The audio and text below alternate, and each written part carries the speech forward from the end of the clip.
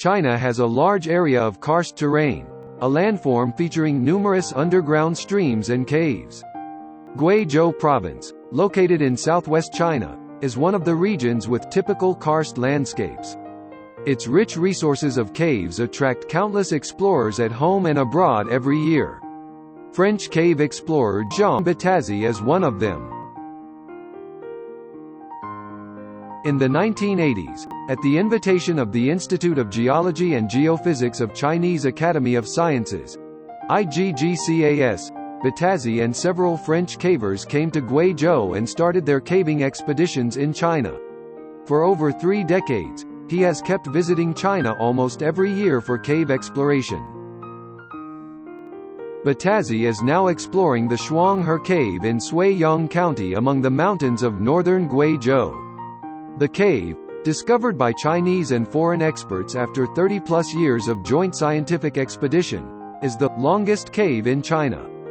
Being the longest dolomite cave and the largest Celestine cave in the world, it is dubbed as Karst Natural Cave Museum.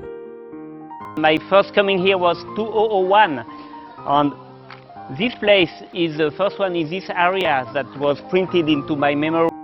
What impressed Bottazzi was the road in Guizhou. He recalled that when he first arrived in China, it took him 3 days and 3 nights on the train from Beijing to Guiyang, the provincial capital of Guizhou, and no one knew how long it would take to travel from Guiyang to other cities and counties, because the traffic conditions were unpredictable. When I arrived here in 2001, this road was maybe 1/3 of this. It was quite hard to go, and the soil was made of mud.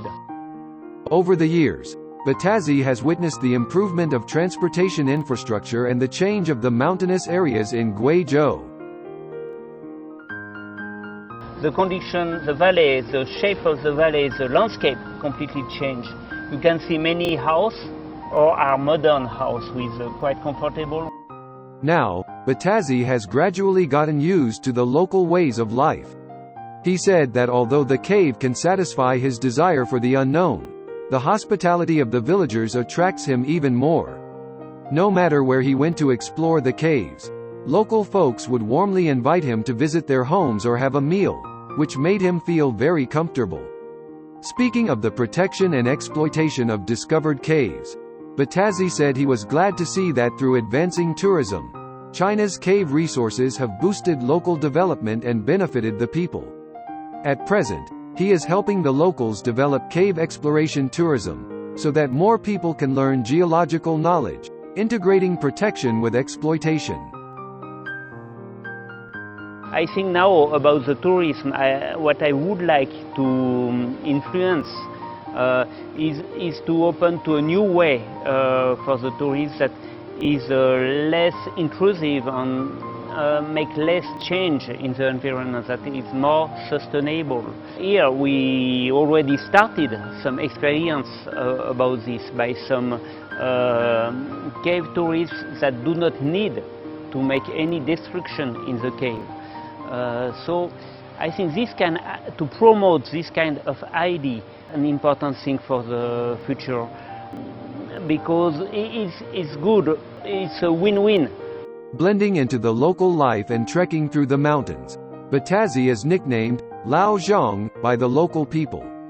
He always says that Shuanghe Cave is his second hometown. What refuses no river becomes the sea. A land of hope can always attract more pioneers and dreamers and become their ideal home.